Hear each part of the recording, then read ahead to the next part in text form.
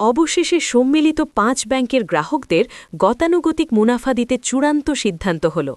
Haircut নিয়ে আসছে ব্যাপক সুখবর। কবে থেকে কার্যকর হবে এই নতুন সিদ্ধান্ত? কারা পাবেন এই সুবিধা? আর কারাই বা সবচেয়ে বেশি লাভবান হবেন? আপনাদের মনে ঘুরপাক খাওয়া এমন অসংখ্য প্রশ্নের উত্তর এবং ব্যাংকিং খাতের আজকের একদম সর্বশেষ পরিস্থিতি নিয়ে এই মুহূর্তে আমি হাজির হয়েছি আপনাদের সামনে।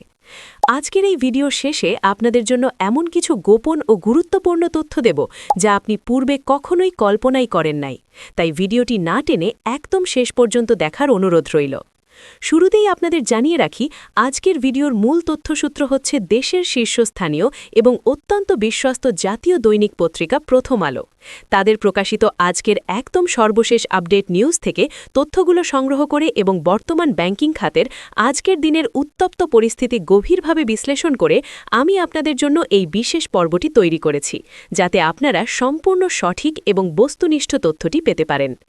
আপনারা যারা ইউনিয়ন ব্যাংক, ফার্স্ট সিকিউরিটি ইসলামী ব্যাংক, গ্লোবাল ব্যাংক, সোশ্যাল ইসলামী ব্যাংক এবং এক্সিম ব্যাংকের গ্রাহক, তাদের জন্য আজকের দিনটি অত্যন্ত ঘটনাবহুল এবং একই সাথে চরম উৎকণ্ঠার।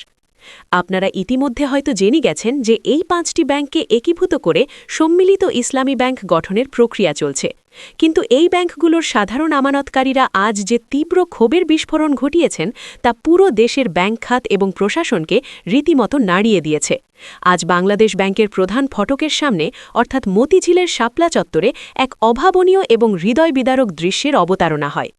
একীভূত উদ্যোগে থাকা এই ৫ ব্যাংকের হাজার হাজার সাধারণ আমানতকারী সুদসহ তাদের পুরো টাকা ফেরতের দাবিতে আজ রাস্তায় নেমে আসেন।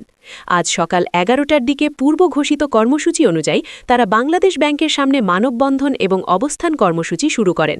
কিন্তু পরিস্থিতি এক পর্যায়ে এতটাই উত্তপ্ত হয়ে ওঠে যে বিক্ষুব্ধ আমানতকারীরা শাপলা চত্বরের প্রধান সড়ক পুরোপুরি অবরোধ করে ফেলেন।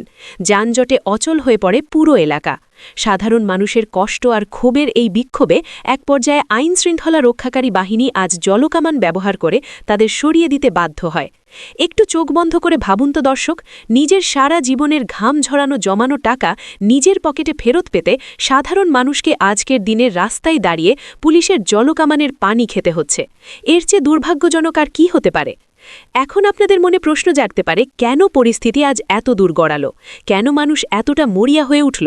এর মূল কারণ হচ্ছে হেয়ারকাট বা মুনাফা কর্তনের সেই বিতর্কিত সিদ্ধান্ত। বাংলাদেশ ব্যাংকের সাবেক গভর্নরের একটি সিদ্ধান্তের কারণে শরিয়াভিত্তিক এই ৫টি ব্যাংকের আমানতকারীদের গত ২ বছরের অর্থাৎ ২০২৪ এবং ২০২৫ সালের আমানতের ওপর মাত্র ৪% করে মুনাফা দেওয়ার সিদ্ধান্ত নেওয়া হয়েছে। ব্যাংকিং ভাষায় একেই বলা হচ্ছে হেয়ারকাট। এই ৪% মুনাফাকে সাধারণ আমানতকারীরা সরকারি অনুকম্পা বা দয়া বলে মনে করছেন। আজকের মানববন্ধনে উপস্থিত আমানতকারীরা অত্যন্ত ক্ষোভের সাথে সুস্পষ্ট ভাষায় অভিযোগ করেছেন যে এই সিদ্ধান্ত সম্পূর্ণ অমানবিক এবং অন্যায্য। যেখানে বর্তমান বাজারে জিনিসপত্রের দাম আকাশ ছোঁয়া, মূল্যস্ফীতির কষাঘাতে সাধারণ মানুষের পিঠ দেয়ালে ঠেকে গেছে, সেখানে মাত্র ৪% মুনাফা সাধারণ গ্রাহকদের সাথে এক প্রকার নিষ্ঠুর তামাশা ছাড়া আর কিছুই নয়। দর্শক, একবার গভীরভাবে চিন্তা করে দেখুন ওই মানুষগুলোর কথা।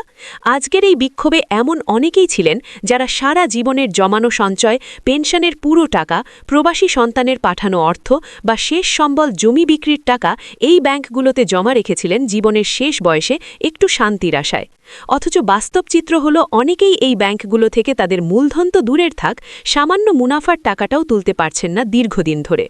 মাসের পর মাস, দিনের পর দিন ব্যাংকের দ্বারে দ্বারে ঘুরেও তারা খালি হাতে চোখের পানি ফেলতে ফেলতে বাড়ি ফিরছেন।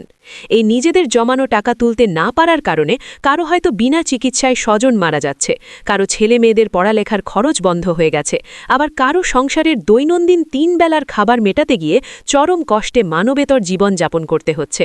তাদের দাবি কিন্তু খুব একটা বড় বা অযৌক্তিক কিছু নয়। তাদের একটাই দাবি, এই তথাকথিত অমানবিক হেয়ারকাট সিদ্ধান্ত অবিলম্বে বাতিল করতে হবে। তাদের মুনাফা সহ পুরো আমানতের অর্থ দ্রুত ফেরত দেওয়ার ব্যবস্থা করতে হবে এবং ব্যাংকগুলোতে আজ থেকেই স্বাভাবিক লেনদেন পুনরায় শুরু করতে হবে। তারা আজ সাফ জানিয়ে দিয়েছেন, তাদের এই ন্যায্য দাবি যদি মানা না হয় তবে এই বাংলাদেশ ব্যাংক ঘেরাও করার মতো অত্যন্ত কঠোর কর্মসূচি তারা লাগাতার চালিয়ে যাবেন। এই আন্দোলন সফল করতে তারা সকল স্তরের গ্রাহকদের একত্রিত হওয়ার আহ্বান জানিয়েছেন। ভিডিও শুরুতে আমি আপনাদের বলেছিলাম যে সম্মিলিত ৫ ব্যাংকের গ্রাহকদের গতানুগতিক মুনাফা দিতে চূড়ান্ত সিদ্ধান্ত এবং হেয়ারকাট নিয়ে ব্যাপক সুখবর আসছে। আসলে এই সুখবরটি কি, কবে থেকে এটি কার্যকর হতে পারে এবং কারা লাভবান হবেন? দেখুন, আজকের এই টানা বিক্ষোভ, রাস্তা অবরোধ এবং ঘেরাও কর্মসূচির এই কঠোর আল্টিমেটামের মুখে কেন্দ্রীয় ব্যাংক এবং সংশ্লিষ্ট কর্তৃপক্ষ এখন নড়েচড়ে বসতে বাধ্য হয়েছে। গ্রাহকদের এই বিপুল চাপ এবং মানবিক বিপর্যয়ের কথা চিন্তা করে হেয়ারকাটের সিদ্ধান্ত পুনর্বিবেচনা করার একটি জোরালো ক্ষেত্র আজ তৈরি হয়েছে। অর্থনৈতিক বিশ্লেষকদের মতে খুব শীঘ্রই হয়তো এমন ঘোষণা আসতে পারে যে গ্রাহকদের মূল টাকার শতভাগ নিরাপদ রেখে মুনাফার হারকে একটি সম্মানজনক এবং বাস্তবসম্মত পর্যায়ে নিয়ে আসা হবে। এখন প্রশ্ন হল, কারা লাভবান হবেন? এক্ষেত্রে যারা সাধারণ ক্ষুদ্র আমানতকারী তারা সবচেয়ে বেশি অগ্রাধিকার পাবেন, অর্থাৎ যারা পেনশনের টাকা রেখেছেন, যাদের জমানো টাকার পরিমাণ তুলনামূলক কম বা যারা ছোট অঙ্কের ডিপিএস করেছেন, তাদের ক্ষেত্রে এই হেয়ারকাট শিথিল করে স্বাভাবিক বা গতানুগতিক মুনাফা দেওয়ার একটি বিশেষ রূপরেখা তৈরি হচ্ছে বলে নির্ভরযোগ্য সূত্রে আভাস পাওয়া যাচ্ছে। এই সিদ্ধান্ত কার্যকর হলে লাখ লাখ ক্ষুদ্র আমানতকারী দীর্ঘদিনের হতাশা থেকে মুক্তি পাবেন। এবার আসি সেই অতি গোপনীয় এবং অত্যন্ত গুরুত্বপূর্ণ তথ্যের দিকে, যার প্রতিশ্রুতি আমি ভিডিওর একদম শুরুতে আপনাদের দিয়েছিলাম। আপনারা হয়তো অনেকেই অবাক হয়ে ভাবছেন, ব্যাংকগুলো হঠাৎ করে এমন দেউলিয়া হওয়ার মতো অবস্থায় পৌঁছলো কেন? কেনই বা কেন্দ্রীয় ব্যাংক জোর করে 5টি ব্যাংককে একীভূত করছে? আসল এবং চরম সত্যটা হল, এই 5টি ব্যাংকের বিগত ব্যবস্থাপনা পর্ষদ এবং মালিকপক্ষ বছরের পর বছর ধরে নামে বেনামে ভুয়া কাগজপত্র তৈরি করে হাজার হাজার কোটি টাকার ঋণ বের করে নিয়েছে। এই ঋণের টাকা পাচার হয়ে গেছে এবং তা আদায় হওয়া প্রায় শতভাগ অসম্ভব। সহজ কথায় ব্যাংকগুলোর ভল্ট একেবারে শূন্য হয়ে গিয়েছিল এবং ব্যাংকগুলো আসলে দেউলিয়া হওয়ার চূড়ান্ত দ্বারপ্রান্তে চলে গিয়েছিল। এখন ধরুন, কেন্দ্রীয় ব্যাংক যদি এই চরম সত্যটা জনসম্মুখে স্বীকার করে ব্যাংকগুলোকে সরাসরি দেউলিয়া বা ব্যাংক্রাফট ঘোষণা করত, তাহলে কি হতো জানেন? ব্যাংকিং আইন অনুযায়ী একটি ব্যাংক দেউলিয়া হলে একজন আমানতকারী ডিপোজিট ইন্স্যুরেন্স বা আমানত বীমা কাভারেজ হিসেবে সর্বোচ্চ 1 লক্ষ বা 2 লক্ষ টাকার বেশি ফেরত পান না।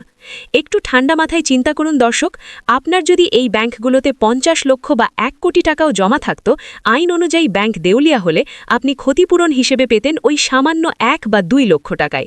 আপনার বাকি 99 লক্ষ টাকা চিরতরে গায়েব হয়ে যেত। এই ভয়াবহ এবং গা শিউরে ওঠা পরিণতি থেকে সাধারণ গ্রাহকদের মূল টাকাটা বাঁচাতেই মূলত বাংলাদেশ ব্যাংক এই 5টি দুর্বল ব্যাংককে একীভূত করে সম্মিলিত ইসলামী ব্যাংক নাম দিয়েছে এবং সাময়িকভাবে এই হেয়ারকাট বা মুনাফা কর্তনের নীতি গ্রহণ করেছে। অর্থাৎ আপনার মুনাফা সাময়িকভাবে কিছুটা কমলেও আপনার জীবনের সবটুকু সঞ্চয় বা মূল জমানো টাকাটা পুরোপুরি হাওয়ায় মিলিয়ে যাওয়ার হাত থেকে রক্ষা পেয়েছে। এই চরম সত্যটা এবং পেছনের এই মেকানিজমটা সাধারণ গ্রাহকদের অনেকেই জানেন না। হ্যাঁ, এটা ঠিক যে এখন টাকা তুলতে কষ্ট হচ্ছে, মুনাফা কম দেওয়া হচ্ছে, কিন্তু কাঠামোগত সংস্কারের মাধ্যমে এই সম্মিলিত ইসলামী ব্যাংকের আর্থিক স্বাস্থ্য যখন ধীরে ধীরে ভালো হতে শুরু করবে, তখন ভবিষ্যতে আপনাদের পূর্ণাঙ্গ মুনাফা এবং মূল টাকা খুব সহজেই হাতে পাওয়ার পথ সুগম হবে। দর্শক, এই ছিল আজকের দিনের ব্যাংকিং খাতের এবং 5 ব্যাংকের গ্রাহকদের সর্বশেষ এবং সবচেয়ে বিস্তারিত আপডেট। আপনাদের কষ্টে অর্জিত ঘামের টাকা যেন পুরোপুরি নিরাপদে আপনাদের হাতে ফিরে আসে, সেটাই আমার এবং আমাদের সকলের একান্ত কাম্য। আপনারা যারা এই 5 ব্যাংকের সাধারণ গ্রাহক, তারা আজকের এই সংকটজনক পরিস্থিতি নিয়ে কি ভাবছেন?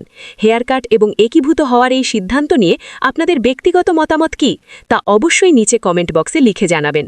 আপনাদের প্রতিটি কমেন্ট আমি নিজে অত্যন্ত গুরুত্ব সহকারে পড়ি। আজকের এই বিশ্লেষণমূলক ভিডিওটি যদি আপনার কাছে তথ্যবহুল এবং একটুও ভালো লেগে থাকে, তবে অবশ্যই ভিডিওটিতে একটি লাইক দিন।